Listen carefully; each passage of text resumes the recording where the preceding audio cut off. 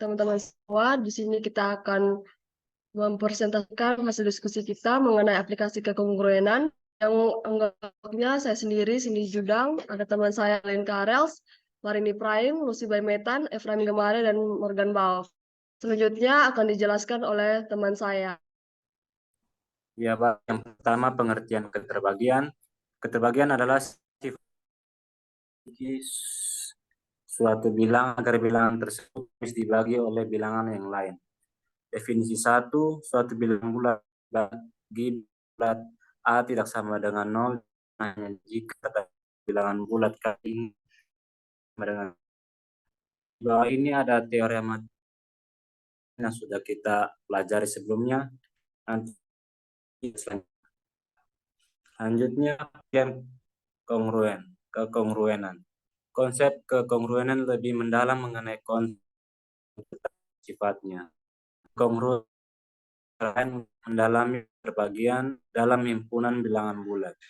Definisi 2, jika M suatu bilangan A kongruen modulo M, A kongruen B, dan jika M membagi A kurang B. Jika M tidak membagi A kurang B, maka dikatakan bahwa A dengan B modulo. Ditulis A tidak sama dengan B modulo. Hemat kongruen bisa dilihat pada slide yang sudah kita pelajari. Selanjutnya ada hash. Hash adalah algoritma yang dapat mengubah input besar maka output lain dengan jumlah yang tertentu dan jumlah lebih kecil. Lalu ada kalender. Betulkah ada kalender abadi program sedemikian rupa agar kalender berjalan otomatis? Selanjutnya dijelaskan oleh teman saya. Aplikasi kekongruenan. Berikut adalah teorema-teorema mengenai aplikasi kekongruenan. Yang pertama, untuk N sama dengan 1, 2, 3, dan seterusnya. Bukti 10 pangkat N dikurang 1 dan 9. N angka semuanya 9 terbagi oleh 9. Jadi 10 pangkat N 1 modulo 9. Yang kedua, setiap bilangan bulat kongruen modulo 9 dengan jumlah angka-angkanya. Bukti, ambil sembarang bilangan bulat adalah DK dikurang 1, DK dikurang 2, D2, D1, D0. Dan N kongruen DK dikali 10 pangkat K ditambah DK kurang kali 10 pangkat K kurang 1 ditambah DK kurang 2 kali 10 pangkat K kurang 2 dan seterusnya. Jadi menurut teorema 3.2.1 bahwa 10 pangkat N kongruen 1 modulo 9 untuk N sama dengan 1, 2, 3 dan seterusnya. Sehingga N kongruen DK dikali 1 ditambah DK dikurang 1 dikali 1 ditambah DK dikurang 2 dikali 1 ditambah D2 dikali 1 tambah D1 dikali 1 ditambah D0 modulo 9. Kongruen DK ditambah DK kurang 1 ditambah DK kurang 2 modulo 9. Jadi bilangan bulat N kongruen modulo 9 dengan jumlah angka-angkanya. Baik, di sini saya akan melanjutkan presentasi selanjutnya. Di sini saya akan membahas tentang penerapan kekongruenan. Yang pertama, tes keterbagian bulat. Pertama, kita mengembangkan tes pembagian dengan pangkat 2. Itu kita ambil N, yaitu bilangan yang dinyatakan oleh N sama dengan AK kurang 1, AK kurang 2, sampai dengan A2, A1, 0 dengan 0 lebih kecil A1 lebih kecil sama dengan 9. Untuk I-nya itu sama dengan 1, 2, 3 sampai dengan K. Kemudian N sama dengan AK 10 pangkat K ditambah dengan AK min 1. Nah, 10 pangkat K min 1 ditambah AK min 2 pangkat 10 pangkat K min 2 ditambah A2 10 pangkat 2 ditambah A1 10 pangkat 1 ditambah A0. Karena itu N sama dengan A0 10 modulus 2.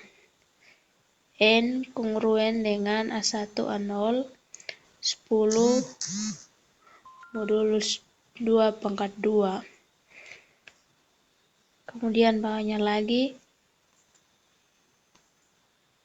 N kongruen A2 A1 A0 10 modulus 2 pangkat 3. N kongruen untuk AK, AK min 1, AK min 2 sampai dengan A2 A1 A0 10 modulus 2 pangkat dengan J. Kesesuaian ini memberitahu bahwa untuk menentukan apakah suatu bilangan habis dibagi 2, kita hanya perlu memeriksa terakhirnya untuk habis dibagi 2.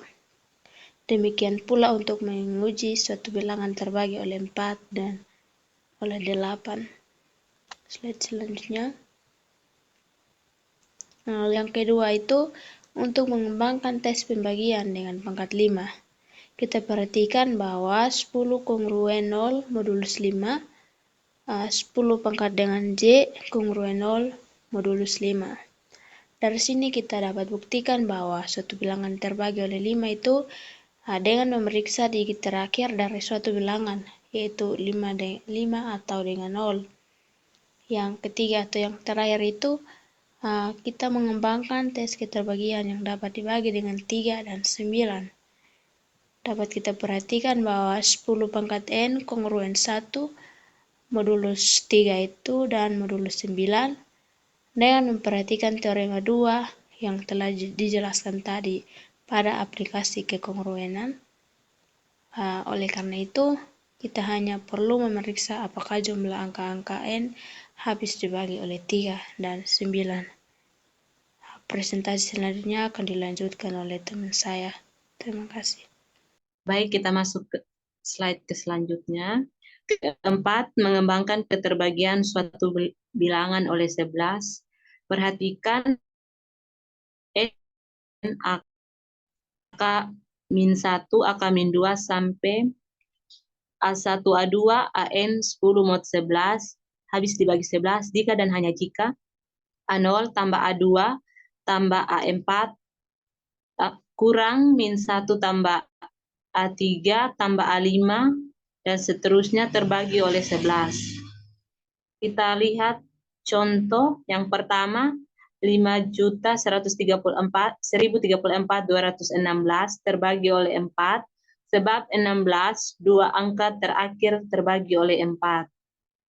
Kedua 17.256 terbagi oleh 8 karena angka terakhirnya 256, 3 angka terakhir terbagi oleh 8. Ketiga 12.456 sama dengan 1 tambah 2 tambah 4 tambah 5 tambah 6 kongruen 18 sama dengan 9 mod 9 karena 3 membagi 9 maka 3 membagi 12.456 42.641 kongruen 4 tambah 1 tambah 6 tambah 4 tambah 1 kongruen 17 sama dengan 8 mod 9 karena 3 tidak membagi 8 maka 3 tidak membagi 42.641. Keempat 18.829 terbagi oleh 11 karena 9 tambah 8 tambah 8 kurang 2 kongruen terbagi 11. Slide selanjutnya. Kalender perpetual. Sistem modulo adalah bagian penting dari teori bilangan. Salah satu kegunaan sistem modulo yang sangat menarik dalam kehidupan sehari-hari adalah penerapannya dalam menentukan hari dan pekan, baik tahun sebelumnya maupun tahun yang akan datang. Cukup dengan menghitung menggunakan konsep modulo dalam teori bilangan, hari dan pekan dapat diketahui dengan pasti. Selanjutnya saya akan mempresentasikan tentang kalender Masehi. Penentuan hari atau minggu dalam kalender Masehi dapat menggunakan modulo 7 karena banyaknya hari dalam satu minggu adalah 7.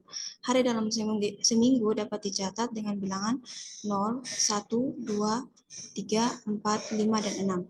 Dengan aturan minggu sama dengan 0, hari Senin sama dengan 1, Selasa sama dengan 2, Rabu sama dengan 3, Kamis sama dengan 4, Jumat sama dengan 5, dan Sabtu sama dengan 6. Julius Caesar merubah kalender Mesir yang berjumlah 365 hari dalam satu tahun menjadi 365 hari dalam satu tahun yang dinamakan dengan kalender Julian dengan lompatan tahun kabisat tiap 4 tahun. Slide selanjutnya. Nah, contoh penerapan kalender perpetual. Misalkan dalam satu tahun ada 360 hari. Sekarang hari Selasa, 1000 hari jatuh pada hari apa? Nah, diketahui 10 itu kongruen dengan 3 modulo 7, maka 1000 itu akan kongruen dengan 10 pangkat 3, kongruen dengan 3 pangkat 3 modulo 7, kongruen dengan 27 mod 7, kongruen dengan 6 mod 7. Jadi 1000 hari lagi jatuh pada hari Senin. Selanjutnya fungsi hasing. Kegunaan dari fungsi hasing yaitu pengalamatan data di dalam memori untuk tujuan pengaksesan data dengan cepat. Bentuknya itu H, K dengan K mod M, M-nya itu jumlah lokasi memori yang tersedia, K itu kunci atau integer, dan HK itu lokasi memori untuk data dengan kunci unik K. Selanjutnya akan dijelaskan oleh teman saya.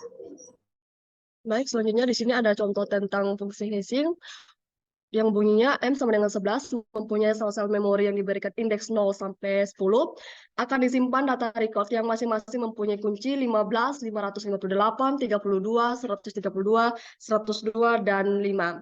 Nah, tadi sudah dijelaskan juga oleh teman saya pada slide sebelumnya tentang bentuknya itu di mana ada HK, di mana HK itu adalah lokasi memori untuk data dengan kunci unik K, dan K itu sendiri adalah kunci dalam bentuk integer, dan M itu jumlah lokasi memori yang tersedia.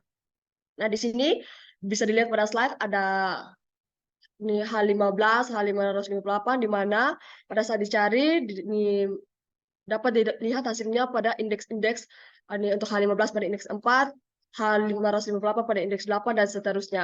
Maka pada saat kita buat tabel, kita bisa lihat bentuknya untuk nolnya sendiri itu ini untuk K-nya itu 132, untuk indeks 3-nya itu ini 102. Karena di sini untuk 1, 2, 6, 7, dan 9 itu tidak ada, maka pada kolomnya itu ini kosong. Untuk slide selanjutnya. Nah, untuk slide selanjutnya ini, misalnya nih kolisi terjadi jika fungsi hash menghasilkan nilai H yang sama untuk K yang berbeda. Nah, kita misalkan untuk K-nya itu 74. Jadi kalau untuk K-nya 74, maka HK-nya itu H74 sama dengan 74 mod 11, dan itu sama dengan 8. Nah, kita lihat pada tabel yang sebelumnya tadi, di mana untuk 8 itu telah dipenuhi untuk di indeks 8 itu dipenuhi untuk K-nya itu 558. Nah, karena sudah terisi, maka untuk 74 ini kita taruh pada indeks selanjutnya untuk elemen yang kosong. Jadi kita taruh pada indeks nomor 9.